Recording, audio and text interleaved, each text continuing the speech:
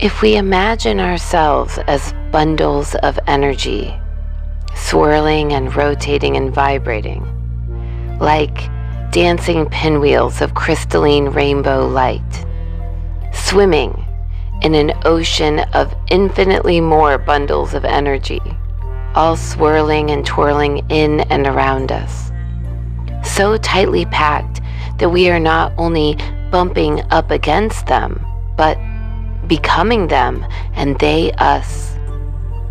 Mundane reality begins to take on an entirely different perspective.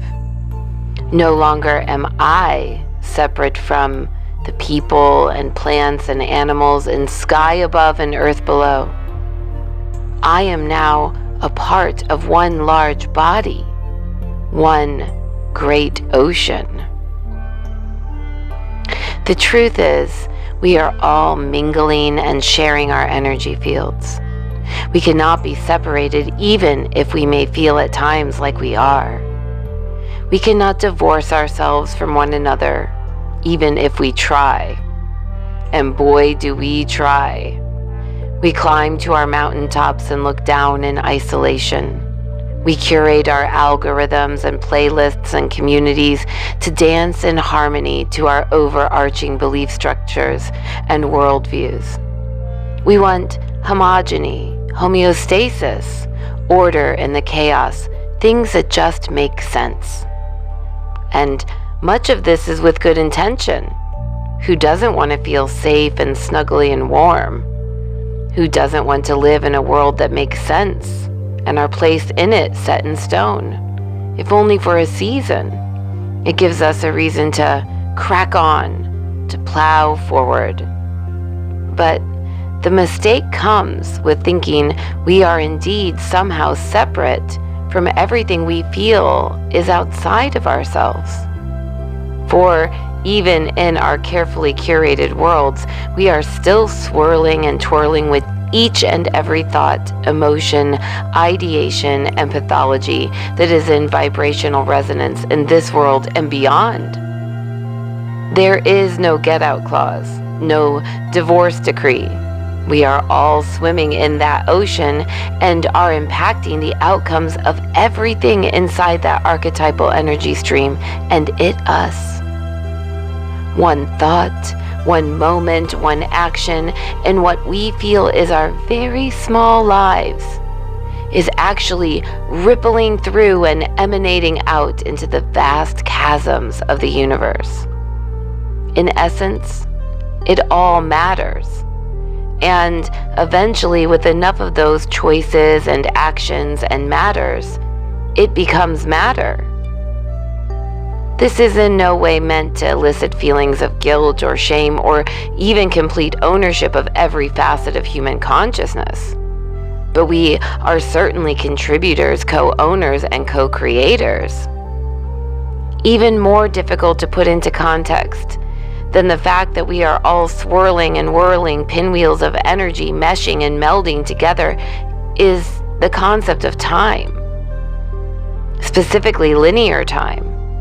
For if the ocean was created long before my embodiment, do I truly have any autonomy over any aspect of life? Maybe I am a victim to the ancestral bloodline karma coursing through my veins. I certainly never co-created atrocities that happened before my birth, political monstrosities and the war machines that seem to run the 5 o'clock showing of life in the material realm. If I've inherited the energetic environment to which I was born, then I'm swimming in polluted waters of which I had no conscious contribution. And while this may be so, is it so? Where do I end and you begin? Is there not a piece of every previous mother who birthed a child swirling around my blueprint? Where does the past live? Am I living in it? And what about the future? Am I not in this now moment shaping it? Does that burden belong to me or to our children who are also me? It gets tricky and it gets sticky when we choose separation. That's not my problem. I didn't create that. Maybe not. Can you say for certain? The energetic waters grow more murky indeed when the entire reality construct is made of polarization, duality, and extreme separation as its primary perspective. When the goal of linear time and the energetic collective's ocean-controlling tide is to capitalize on these propensities, to move you and sway you by the five senses alone, when the programs are designed to reinforce our isolation and minimize our divinity, when the directive is to sever our connection to spirit, to soul, to our eternal nature, how do we escape that field of consciousness while at the same time taking ownership of it, whereby finding solutions and resolutions to it? How do we find homeostasis in our collective body when the whole thing is a chaotic, noisy mess? The time has come now for us to face ourselves, all of ourselves, to understand that we are prisms that allow the spectrum of our personalities to radiate. The total self does not judge, prohibit, suppress, repress, or oppress any of its parts. The kidney does not reject the liver any more than the heart the mind. The problem, however, comes when one organ is in a state of imbalance, for it always affects the body as a whole. The constructs of the mind and its relationship to linear time has reached a state of imbalance. The shadow promoted and simultaneously judged, the finite and instant and disposability central. If we are to begin creating the next morphinogenic field here in this material realm, while simultaneously harmonizing, alchemizing, and transmuting the current energetic template, if we are to find the body's natural ability to maintain a stable and balanced internal state despite external changes, the mind and the heart must unite. The light and the dark integrate, the eternal and the temporal synthesized. The time is now to embrace both the eternal and finite aspects of self, just as the archetypal energy stream and mythos of Gemini promotes. The dark twin must be reunited and recalibrated with the light twin, no longer shunning the aspects of self that we mask, suppress, and hide away. We must fully step into both Kairos and Chronos. Chronos is easy to understand as the tick-tock, the linear, the scheduled, chronological, sequential, the mundane, and the necessary, while Kairos is right, critical, or opportune moments. It is synchronicity, the lucky break. It is magic. It is divine, organic. It is divine timing. Kairos cannot be accessed from the embodiment of linear time, from the place and space of our story, our environmental ocean, our narrative, or our linear progression. Instead, it works the other way round. Divine time, when aligned to it, will indeed impact the material realm, manifesting exactly what we need when we need it. We have all had the experience of timelessness, of life beyond the ticking clock, losing track of it fully when engrossed in a passion, a lovely conversation, a walk in the woods, or along the seaside.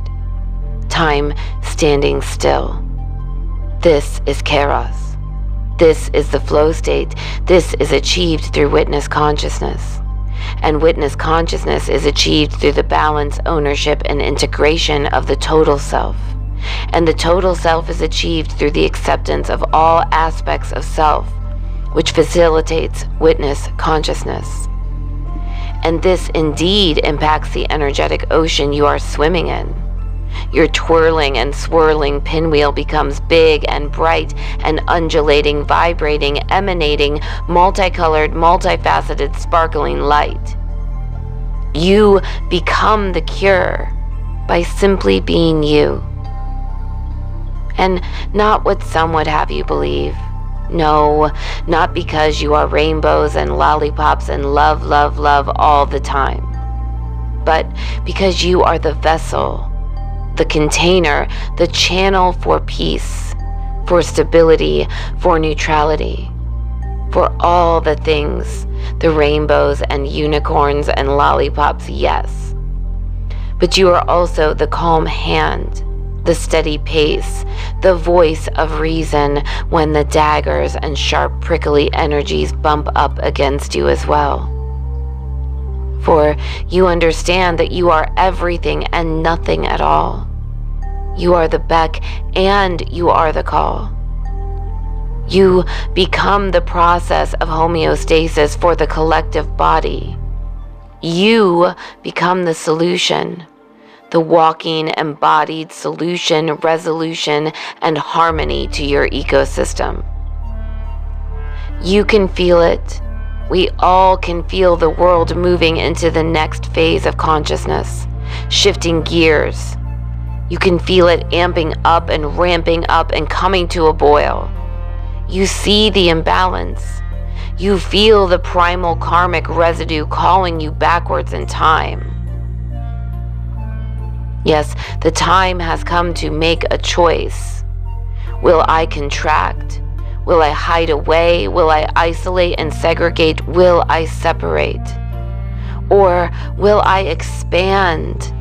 Will I live authentically and intentionally and put my words and actions into alignment with what I speak about, post about, shout about? Will I talk about it or will I be about it? Will I repeat the old or create the new? Why? Because what I feel, what I say and do and think matters.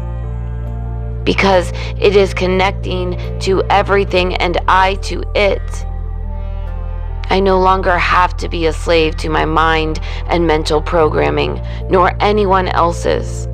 Because it is my mission and duty to bring myself into a state of self-mastery and alignment, however it looks for me. For even though I am a part of the energetic ocean, I am also unique in my expression. And my way is okay, and so is yours. I know that I make a difference across time and space every time I choose patience, every time I choose love, every single time I choose peace, acceptance, and divine timing over my lower nature, my control, my possessiveness, my anger, my hatred. And it is mine. It is there, for I am human and therefore all things. But I do not need to contract in fear, to be small in shame and guilt. I do not even need to be bliss or high on love, and definitely not drunk on hate. I have the power to neutralize, alchemize, and homogenize the waters of my environment by simply staying awake and witnessing the totality of it all. Again and again, I come back to surrender. I float on the stream. I allow, I accept all of me and you too. I find my anchor and safety inside the unified heart and mind. In the present, in the 0 point, the now. I do not search for it outside in my external environment, which is changing and rearranging and crumbling and free-falling down. No, I know now that just like the mythology of Castor and Pollux are Gemini twins, I am finite and I am eternal. I am higher and lower nature. I am dualistic. I live below the earth in the underworld and above with the gods.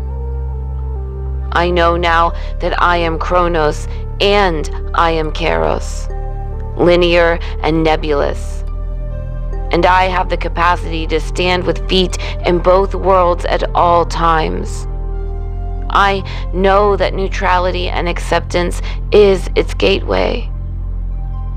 Balanced and twirling and swirling in my multifaceted, rainbow-colored, multidimensional total self. I can expand across the entirety of the energetic ocean of the collective consciousness and beyond, while simultaneously embodying a finite physical vessel. Oh, yes. This is what it means to be a fully actualized human. This is what it means to be curative. This is what it means to reach for homeostasis. This is what the full moon is illuminating in me. This is how I shine. This is how I expand. This is how I anchor. This is too how I blend and synthesize. Isn't it wonderful? Isn't it awful? Isn't life and isn't it death? Isn't it perfect in its expression? Isn't it all the amazing journey of life? I'm sending you all big, big, big, big love. Bye.